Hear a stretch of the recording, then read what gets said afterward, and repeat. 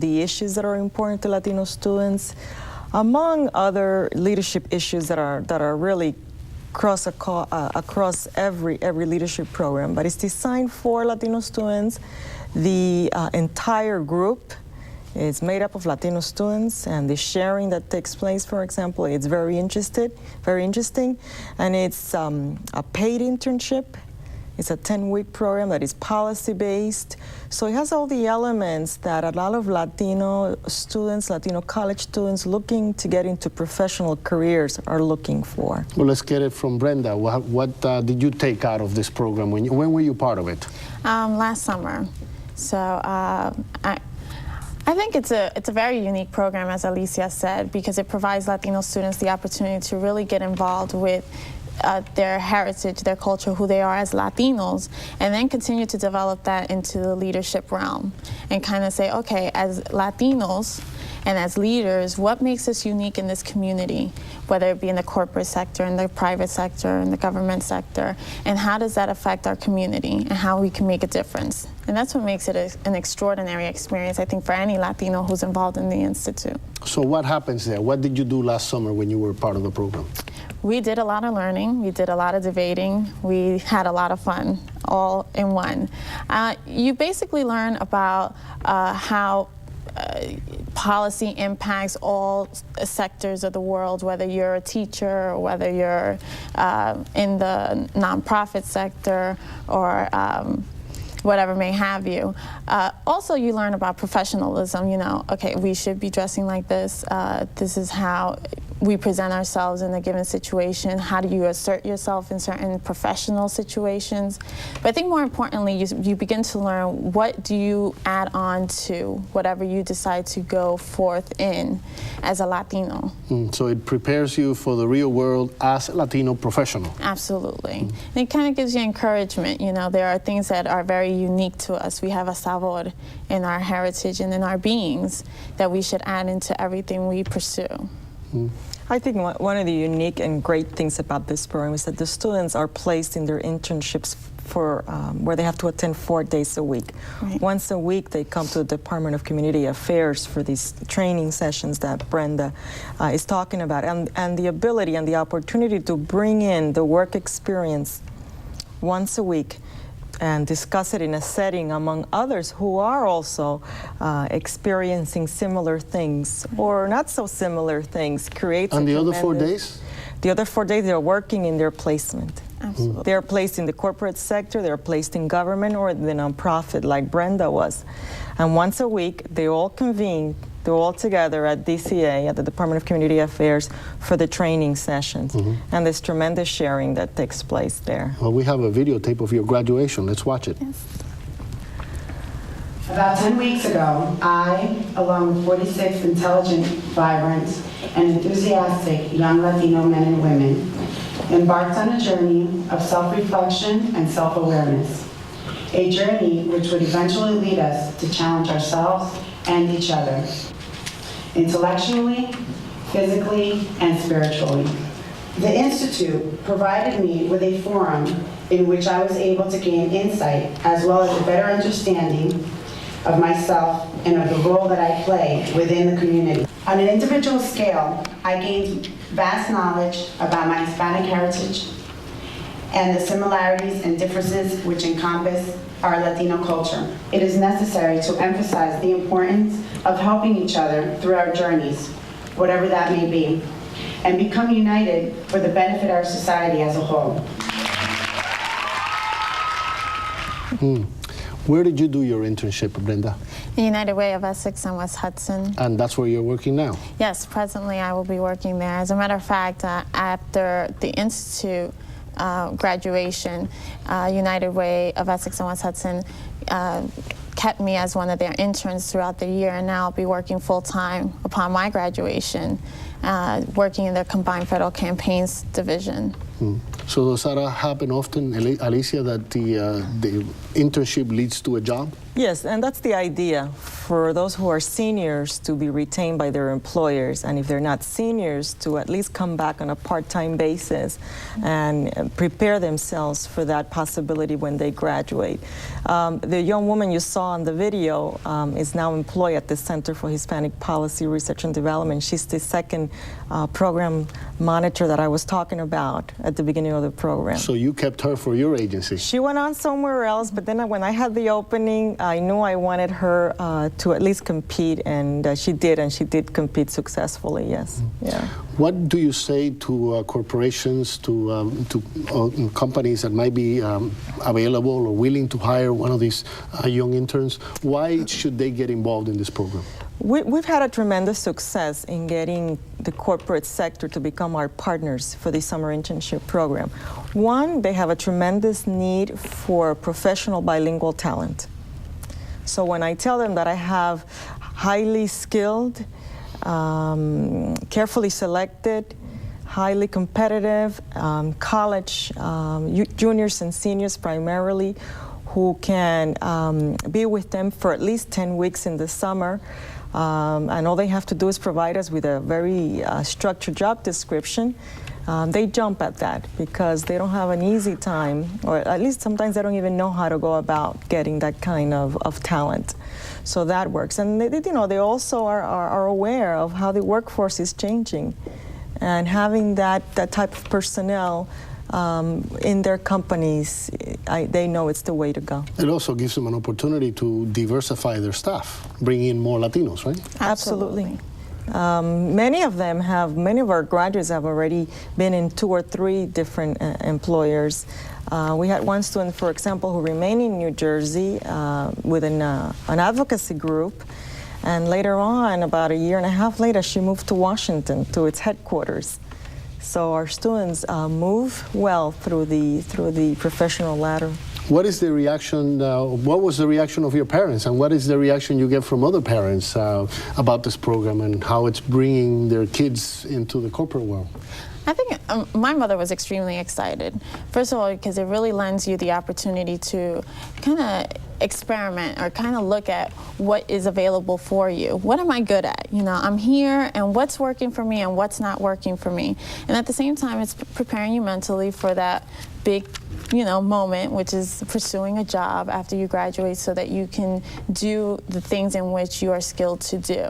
So I think in that sense, I think parents are elated because it kind of diminishes a lot of the confusion and puts some focus onto what you want to do as far as a career path is concerned. And the pressure, I mean, is the kid going to go to work or is he going to stay home? Right, absolutely. So I think it gives a lot of leeway as to, okay, at least something's going to happen. What do they say to you? Sometimes I think the parents become as competitive as the students. Oh, really? Because we have 30 slots. And this year, for example, for year 98, we have 86 applicants. And I think that if we had and you're going to select 30. And I'm going to select 30. But I think that if I had 80 slots, I could probably fill those 80 slots. The parents advocate for their kids, and sometimes they become as competitive within that. And it's great at graduation to see not only the parents, but sometimes members of the extended family attend the graduation and feeling very proud for their students, for those students' accomplishments. Who selects them? We do. It's a selection process that begins with an application, transcripts, letters of recommendation, etc. And every student, every applicant has to go through an interview. And at the end, we compile all those things and go through a very difficult selection process. The program has been around for 11 years. This summer will be the 11th. This summer will be the 11th. The 11th internship program. But you also, in 1991, added something else, a new component called the Leadership Fellowship Institute. What is that? Right. When the program started, it was just a regular internship program. We recruited students, developed internship sites, and placed them there. So it was pretty much work-related. In 1991, the Institute piece, the one-day training series at the department came into existence that actually complements their work experience. And that is really a key component of the program. So during the week, although they may be working all over the state, one day a week they would have to come to Trenton and to your department. They do. And that's where they get all kinds of training. Mm-hmm. Absolutely. And they are all over the state. They are all over the state. What kind of training? It's a leadership development series that addresses the issues that Brenda mentioned. Also the issues of leadership, collaboration, policy development, the budget process. There is a day that is spent learning about the 3 branches of government. They have a day at the State House.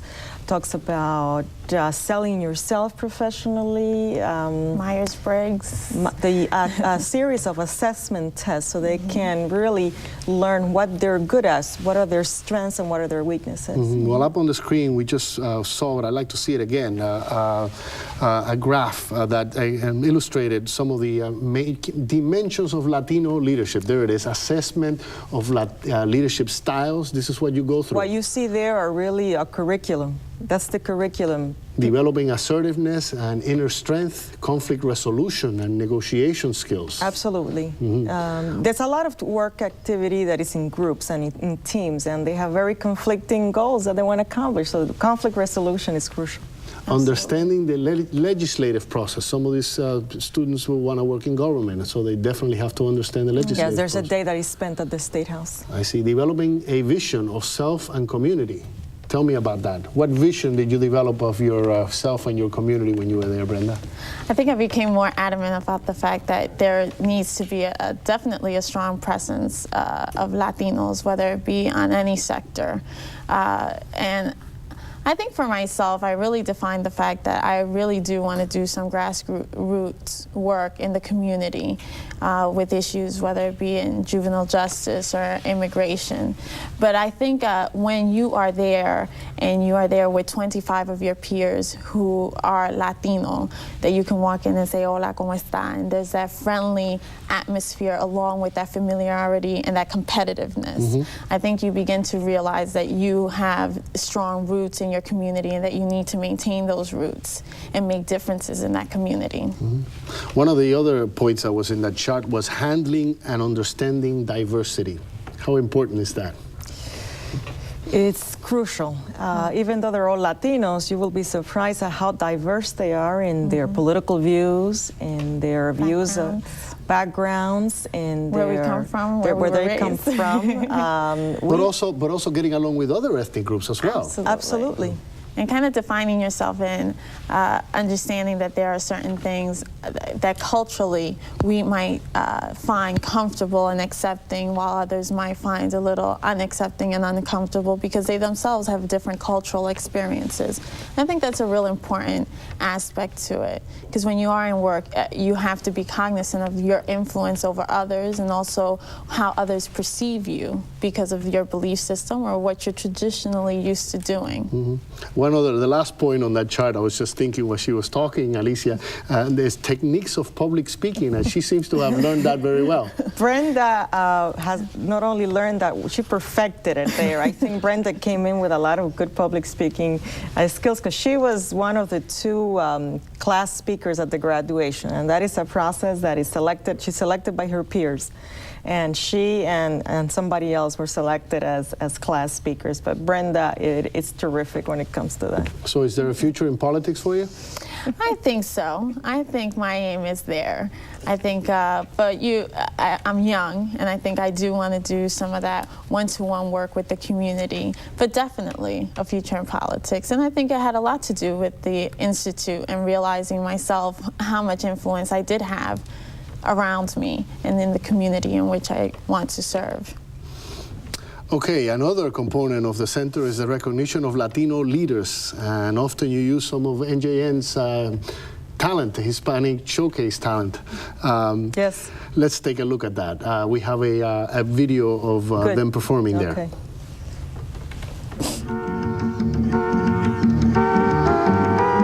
It's a great honor for me to have been selected as the recipient of the 1997 Excellent in Hispanic Leadership Award. I am really humbled by this recognition coming from the Center for Hispanic Policy, Research and Development, an organization that has been advocating for the Latino community since its creation in 1975. If a Latino student is born outside of the United States and in school here, his chances or her chances of dropping out of high school are 46%. I also wanted to make it very clear that when people speak about whether or not we are loyal to this country, the latest analysis that I saw that did a political profile of Latinos and Latinas in the United States was that fully 92% spoke about the fact that they feel a loyalty to this country. And I think also most Latinos and Latinas want to speak English. And so it's not a question of anybody coming here and saying, well, I don't want to learn English, but I think what we are saying is we don't want to give up our heritage and culture in our own language. Muchas caras, una familias. That's how Governor Whitman describes New Jersey. Many faces, one family.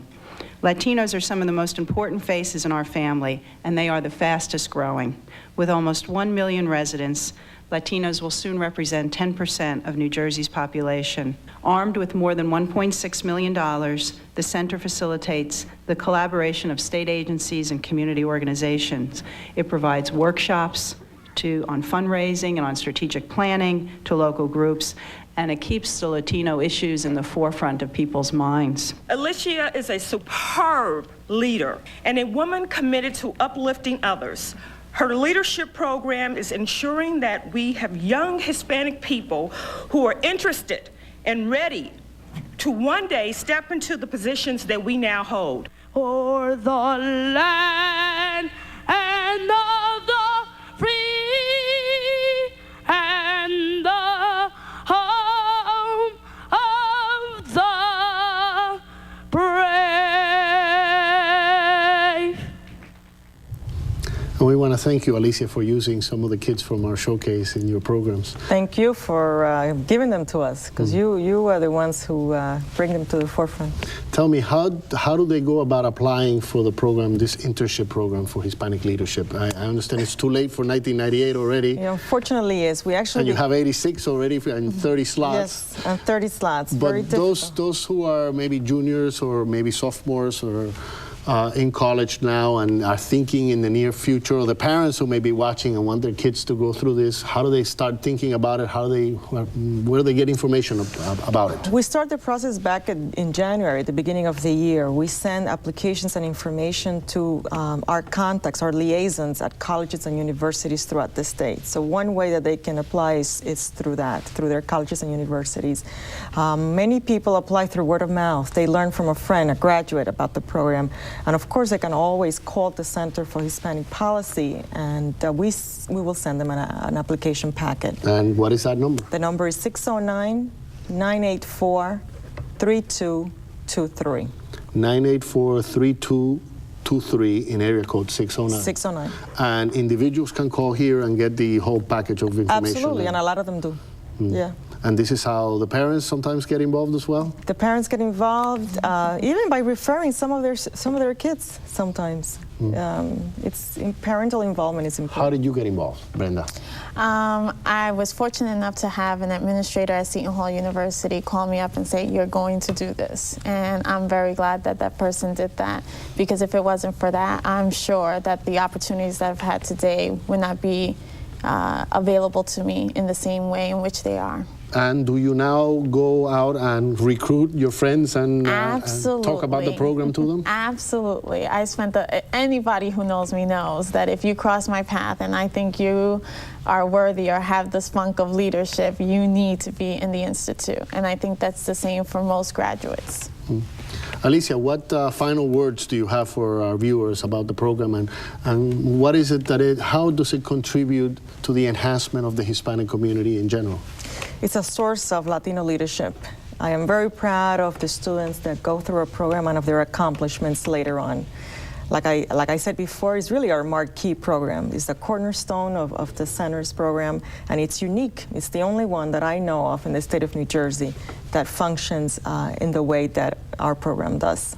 And in the future, we're going to have important, well-prepared leaders to deal with the issues that come up against the Hispanic community. And in the future, and even now, I mean, there's a graduate who today is the chairman of my office's advisory committee. You have people like Brenda Imagenes. We have a student who is in England attending. 190 already have graduated from the program. 190, yes. Tell me about some of them. So what are some of them doing? You already started mentioning a couple. We have a student in England attending graduate school. We have students in corporate America with many banks around New Jersey. We have students like Brenda, who stayed with United Way of West Essex and West Hudson. My own supervisor is a graduate at the Fellowship Institute. So I had the fortunate luck of having a mentor that was not only a graduate, but was also in the professional realm. I have a staff person, like I said before, who's a 97 graduate. What's so great about them is that they recruit other graduates to replace them if they leave their job. So it's a tremendous network. Mm-hmm. And Alicia, you're involved in planning our Imagenes 25th anniversary. So let me take a moment to remind our viewers that Imagenes will celebrate its 25th anniversary with a dinner dance on June 6, 1998 at Newark's Robert Treat Hotel. This event will feature many celebrities who have been our guests over the years in the program, including Marco Rizzo, Miriam Colón, Polito Vega, Frankie Negrón, Yomotoro, Johnny Pacheco, and Reinaldo Jorge, Peter El Conde Rodriguez, Rey Sepúlveda, José Alberto El Canario, and many more Latin music legends, as if that wasn't enough. We hope you will be able to join us for this memorable occasion. Tickets are limited, so make your reservations today. For more information, call Imagenes at 973-648-7085 or the Center for Latino Arts and Culture at 732-932-1263 or Alicia's office, the Center for Hispanic Policy Research and Development at area code 609-984-3223. And we really hope to see you there. But in the meantime, we'll see you next week for another edition of Imagenes. Hasta pronto. You ever know that you're my hero? You're everything I would like to be. I can fly higher than an eagle. For you are the wind beneath my wings.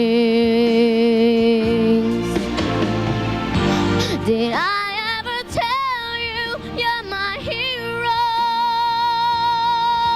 You're everything, everything I would like to be. Oh, and I can fly higher than an eagle. You are the wind beneath my wings.